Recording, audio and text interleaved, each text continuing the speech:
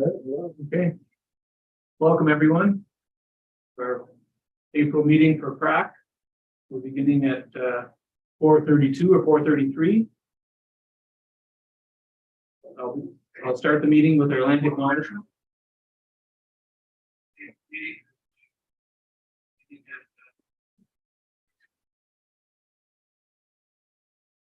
Okay, I'll start with the land acknowledgement. I acknowledge with respect that we are in the Robinson Huron Treaty Territory, that the land on which we are gathered is the traditional territory of the Anishinaabe, known as Powhatan. Powhatan is the home of Garden River First Nation, Batchewana First Nation, the historic Sault Ste. Marie Métis Council. Item number 2 on our agenda is the adoption of the minutes. Everyone had a chance to take a look at the minutes. Any comments or corrections? No. Ask for a mover for the adoption of the minutes, please. Jen and Tracy will be the seconder. All in favor?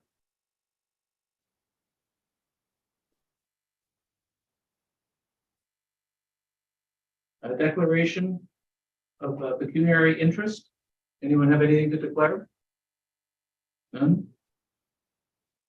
Number 4, adoption of our agenda. That's fine with everyone. May I have a mover for the adoption of the agenda, please? Graham.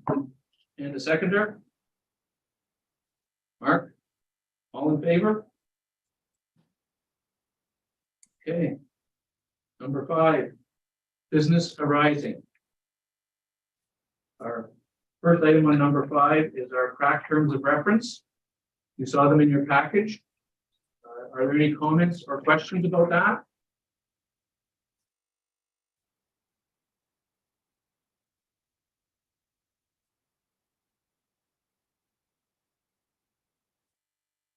Okay, now we don't need a motion to accept those.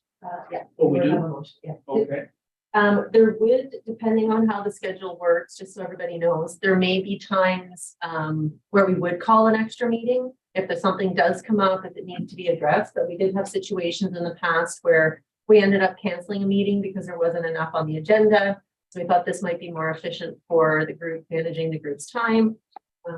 Yeah. So the resolution would read, resolve that the Parks and Recreation Advisory Committee recommend the changes to the meeting schedule as presented, and further that a report be brought to City Council for approval. can I have a mover for that, please? Jen, and a seconder? Okay, Tracy, thank you. All in favor? Okay.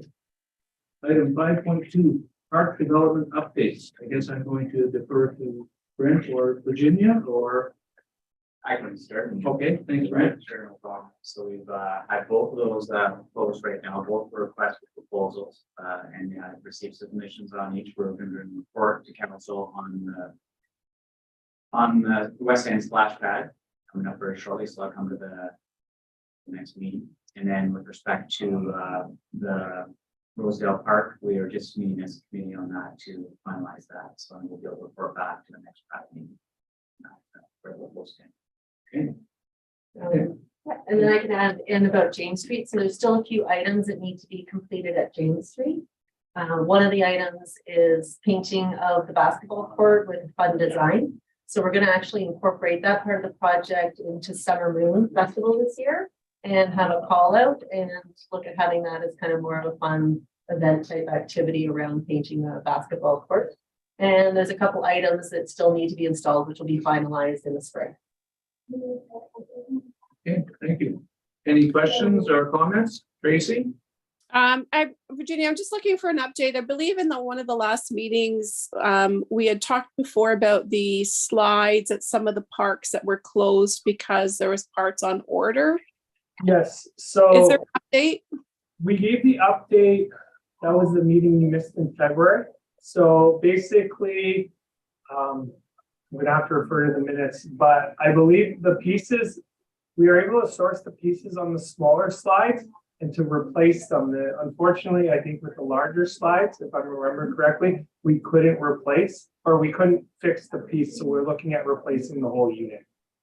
So then I'm assuming then that work will start in the spring when The weather allows for it. I believe Travis has sourced the pieces for the smaller slides. So Perfect. we fix those right away, and then the larger units will have a bit more of a delay, but they're on the work process. Okay, thank you. Any other questions or comments? Okay, actually, I have one. So we've talked about a couple projects with Black Hole being good thing, but then what's the process for like, what's the next step for new ones? In terms of, you have, Like we talked about splash pads and the Right. other upgrades, but then like sort of early stage development, like what's the pipeline for? Well, the main focus right now is to do the west end splash pads. We'll bring that to council. That'll be a significant project in Mansell Park, and we are finishing off Rosedale Park with the last play apparatus right there. There was a budget request this year. It did not make it through the budget, so we'll be focusing on. We do have community partners that we draw upon that have supported a lot of the park redevelopment, and we will continue to explore those efforts. And just for some background, we did do a park revitalization plan, which tied into the Parks and Rec master plan. So I think that might be, I can sit down and go over with the new members of the Parks and Rec master plan. We are looking at trying to do an update to that in the next little while. But because that's kind of the framework that we work off of. So we see what's kind of in each of those areas. We do make requests to council for budget funding, and then we also look for a lot of grants. So anytime we have an opportunity to identify a community partner or a potential grant application that's a good fit with a project, we actually pursue the money. So a recent example would be the pickleball course. We applied for an inclusive community grant. We were successful with obtaining 60,000, and that tied into one of the action items, which was in the Parks and Rec master plan, but it also tied into our seniors programming, and we had support for the Pickleball Association. And so we were able to bring that to council to get approval for in kind to help support the grant application. So it just depends on what grants come forward and how we're, We also had a recreation as part of that, so we just had the twin pad that was just built, so that piece right there's a $32 million bill, and we had strategic priorities infrastructure funds supported with 18 million, so that project just finished. I was actually going to add it, but if I may, I can give a quick update on that one, thinking about it. So as of yesterday, the WJ Meeting Center was fully down now, so that allows us to have 328 parking spaces servicing that facility, which is in great need right now. It's about 240 up from where we are, and we'll have 20 accessible spaces there as well. So it's parks, it's recreation, so we kind of prioritize. So we've had quite a bit of a goal. But if you're looking towards park redevelopment, there's 79 parks. If you do have a master plan, target 3 a year. So our goal is we do have it, so we can sit down and go through it. Yeah, and we can bring some of that information back to the committee as an update as well, because, with new members, it'd be helpful for everybody to have that update. And other times things will come from the public as well to the counselor, and then we're asked to report back on it. But we do try to knock off as many items as we can within the funding. Okay. Yeah. Okay. Well, Brent, you have some more discussion about Twin Pad?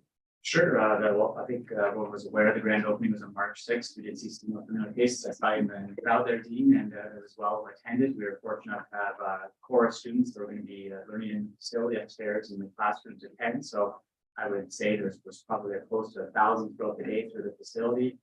There's been good response in the facility. People go through it, and they've been quite impressed. They see the facility that they'd see somewhere else, not necessarily in Sault Ste. Marie. So got a lot of positive response from all the user groups. We have over 30 user groups that will use the facility, and it's been heavily utilized. We have, as Mark, who's on the call right now, the U15A All Ontario Championships is the next event that's coming there. We've also had U18 playdowns that were very well attended, so it's been heavily utilized, and we're happy to have it in service. And Yari was sitting there; he works under there on a day-to-day basis, and I'm not sure if there's anything you want to add from seeing people there day to day. Yeah, so since we've opened the twin pad, it's nice because we're actually connected as one unit. So there used to be the turf and the meeting separate units. Now we're connected literally by a hallway. So lots of activity, lots of people coming through, lots of hockey people not realizing we had the turf facility. A lot of turf people happy now that we have more users coming into the building, which means the canteen is opening up, they're getting better parking. So overall, it's just a win-win for everyone involved. Some updates on the actual facility since the grand opening. The canteen, I believe, is scheduled to do a soft launch tomorrow. I just got to double check with food and beverage, and then close and open right back up after Easter. So that'll be a new service offering. They're servicing both pads, and people are excited by that. We're also waiting final licensing on the facility to serve alcohol from the AGCO. So we hope to have that for the first rate that is going and up top for the viewing area doesn't have that as an option going forward. Excellent. No, what's the timeline for it? The parking, so we have, it just came down yesterday, I think, you may have been aware, but we still have 2 weeks now to do cleanup, and then we do site prep from there. So the goal is to have the parking up for the summer, so it'll be in advance of next season, we'll be ready. But we're aiming to do as fast as we can. Thank you, Brent. Any other questions or comments? It is a facility that we can be very proud of. It just, it's so impressive when you walk in the door. And that, as you said, in the grand opening or whatever, that was, there was a lot of vibrancy and excitement in the building. It's quite good. Okay, moving on. Item number 6, our subcommittee. Well, Mark, did you have Sorry, Mark. Sorry, I was just going to mention that Rick, we were there on the weekend, so we had 3 exhibition games against the Thunder Bay Kings team, and it was a great venue. And I asked the parents, like I'm behind the bench because I'm the trainer, but I asked the parents what's it like watching the game there, and everybody agreed that it's a great venue for watching hockey games and stuff. So, kudos to the city. It's great. Thanks, Mark. Okay, item number 6, our subcommittee task force updates. 6.1 stack. Well, stack doesn't really have anything to report on. We're still spinning our wheels and getting ready, but I'll let you know when that happens. And item 6.2, our Snowden Park renaming task force. The task force met on March 24th. And basically it was Brent and Yari, Virginia, Brenna and I, and it was a very good first meeting. I didn't take any minutes. Virginia, do you have anything to add about that? No, so we covered off some history with regards to the naming of the original naming of the park as well as the request. We're also going to be reaching out or have reached out to both Don Elliott as well as the Children of Chinook to invite them to attend a meeting with the task force to kind of share information and have a chance to have a dialogue. So we're trying to coordinate that meeting for the end of April, and hopefully we'll get that meeting in before our May meeting so that we'll have something to report back. Okay. Any questions or comments? Thank you, everyone. Item number 7. Do we have any new business other than upcoming events? We set a date for the pump track event. That's right. Yeah, and I think Tracy, one of the volunteers for the pump track event, is and Jen. It's going to be June 3rd. And I had the occasion on Friday. Of course, I'm not working at my job, my day job, with my wife's restaurant. And a lady said, "Dean, do you remember me?" And it was Mara, the lady from the insurance company that donated all the helmets to us. She was in the cafe on Friday. So anyway, she said, "You're supposed to let me know about your new event." So I did. And I believe we'll be receiving more things from her company because they really promote bicycle safety. And that's for the June 3rd event. Also, in correlation with the pump track event, we'll probably more than likely have that weekend of the June 2nd, 3rd, and 4th. We'll have Try a Sport Day or Try a Sport Weekend, I guess. So we're going to try to expand on what we did last year, which was very heavily, lots of great feedback from that event. We're going to try to add some additional sports that we're interested in doing it last year after hearing about this year. So planning is going to start later that week for this event, and I'll have a full rundown for the next meeting as to what we're doing that day. You all right?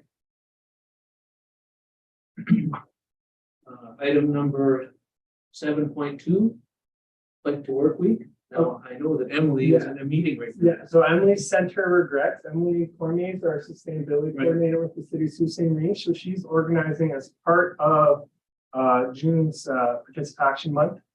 So part of that, which is also why we do the pump track event as well as the Tri Sport Day, she is going to do a bike to work week. So I'm going to go ahead and share my screen and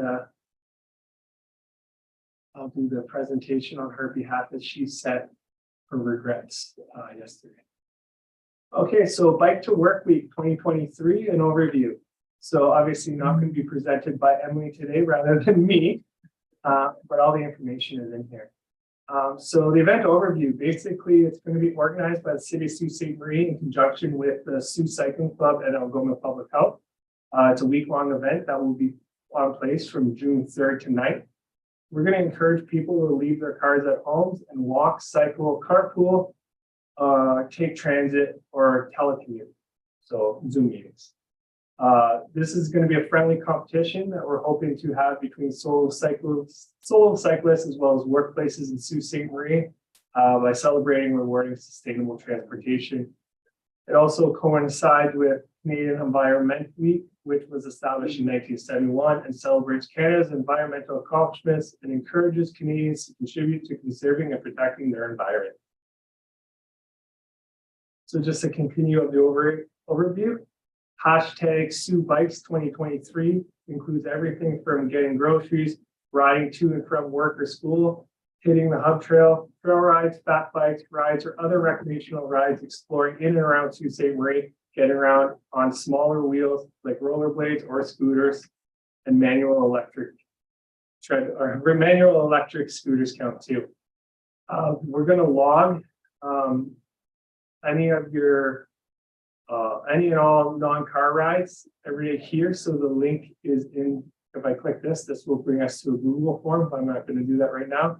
You will be entered to win one of 8 prizes with a total prize value of $600. Categories includes just registering to win, a photo contest, most rides, and most group rides. A tracker for kilometers traveled and minutes has been established. All minutes collected will contribute to the city's 2023 participation challenge. So we're tying this into Tri Sport Day, pump track event, and everything else. Prizes were generously donated by the Sioux Cycling Club as well as Algoma Public Health. So there's going to be 7 days of event challenges. Saturday, June 3rd is the event kickoff with the pump track events and the bike rodeo. Sunday, June 4th will be Family and Friends Bike Day. You encourage your friends and family to get out and ride today. Monday, Bike Repair Workshop. Tuesday, June 6th, Bike to School Day Challenge. Encouraging your classmates to bike to school today. Let's see which school can fill their bike rack. Wednesday, June 7th, Added Climb. Is your route pretty, or is normally pretty flat? Why not add a hill today to get your heart rate up? Thursday, June 8th, include the hub trail on your route today. It's a great way to explore the city or get from place to place without all this traffic. And then finally, Friday, June 9th, visit your favorite local bike-friendly establishment. Celebrate the end of Bike Week by visiting your favorite local bike-friendly place. Don't forget to log any and all of your non-car rides every day here for your chance to win one of the 8 great prizes. Post a cycling selfie and use Sioux Bikes Rides 2023 to be entered for your chance to win our photo contest. So how can you support, particularly the members of the PRAC committee? Spread the word. Reach out to Emily for a copy of the participation information package and share with your workplace, school, and or organization. And then participate yourself by logging your kilometers and minutes every day during Bike to Work Week here. One of the things Emily brought forward to us was this idea of Bike to Work Week. And we thought because the PRAC committee, we have such a wider range of people in different workplaces, it'd be the easiest way to spread around Sault Ste. Marie. So thank you on behalf of myself and Emily. And do you guys have any questions? Perfect, because I would have referred you to Emily. All right, we'll go back to our Zoom. And here we go. Well, thank you, Yari. Hard to imagine that it's the 4th of April already, so June 3rd to 9th won't take long to get here. Not at all. Item number 8, Do we have any correspondence to mention? Gary? Just the Sioux Cycling Club newsletter that Oh, you okay. shared with me that I gave a summary of in the Right. minutes. Okay, yeah, you can see we're mentioning about the fundraiser dinner. This is regarding the single track trail that is currently being completed in the Pin Hill area. Essentially, the club itself, through the generous donations of Sault Ste. Marie, has raised over $100,000. They're looking for approximately another $10,000 to complete their the single track trail. It will be finished as is, but 10,000 will give them a few more perks within the trail. And that's the whole idea of a fundraiser dinner. So basically, understand tickets are going fairly quickly for that. Hopefully it'll be a sold out event, but we'll see. And then basically too, the cycling club has a popular event. They have these, it's called Kids Shredding Single Track. It takes place at Hiawatha. It operates in April in April and into May. Basically, it's all part of the recreation and getting kids involved in more recreation and exercise. All right, we're at number 9. Before we go to 9, we got. Yeah, just one more. We do have an update with the Sports Hall of Fame. So at one of the previous meetings, we had brought the report forward with regards to city rewards and bringing them all together. So Clerks has sent out the advertisement for all city awards, the sport, which all of them are closing on April 28th. So please feel free to share the link that is on the city's website. We can send the link out to all committee members through your networks as well. And that covers off Walk of Fame, Community Development Award, Heritage Award, Community Recognition Award, and the Sports Hall of Fame awards as well. So I think it'll be a really fun night in the fall. And so we'll be compiling those applications with the deadline closing on the 28th. We do have to try to bring them back to the committee and then get all of the decisions made before we wrap up in June for the summer. So we wanted to see if the committee wanted to either bump the meeting to the 9th, because with the closing on the 28th, it doesn't give enough time to get the applications out to be reviewed by the committee. Or do we want to set up a separate meeting and have 2 meetings in May to review? Jen, Just to clarify, is it the whole committee? Because before we had a subcommittee of this committee, are we looking at it as an entire prac committee, or are we going to do the subcommittee again? I think when we've had all the discussions, they're looking at moving, the whole committee would then be able to be involved. And then it doesn't have to go from a subcommittee to the committee and back and forth. So we could have that discussion as a whole committee and then make the decisions from there. So yeah, so it just depends if the committee would rather bump it back a week, do our first part of our business and then go into closed, or if we'd rather set up a special meeting just to look at those applications and do 2 in May. and do we have any new applications, Virginia? Have we received any? We won't know until the 28th, until the 28th, so it okay. closes the night of the 28th, which is the Friday. So we're gonna need a few days to compile everything into packages. So we would have it ready for April, I think the first. Right. And then, of course, there's a number that can get carried forward that weren't nominated in other years. Yeah, they're asking everybody to put the applications in, but we'll reach out to make sure they It's submit. on the list. Like if the packages is sent early, I don't know if you have to have 2 meetings, but if package is sent early and people can look at it, have a lot of the time to look at it, maybe it could be done in 1 meeting. Yeah, so I would put the package together if it's April 28th. I would probably have it to you guys by the 1st or 2nd. So if you had a week to look at it and we pushed the meeting back to the 9th, that will give you a week to look at it. Because basically it closes on the Friday, which is the 28th. Give me a day or 2 to summarize everything for you guys into easily readable material. So yeah, May 2nd, I'd probably get it to you, and then you would have a week to review it before we met on the 9th, if that's the direction the committee wanted to go in. Sounds good. I think so.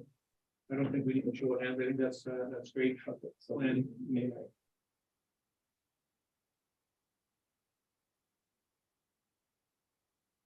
okay, so now you're taking care of my number 9. All right. Next meeting is May 9th. So any other questions or comments? All right, we're at number 10, adjournment. I need a mover to adjourn, please. Brenna and Jen seconding, all in favor? Thank you, everyone. Thanks, everybody. Thanks, Have a everyone. great Easter. Thanks. Have a great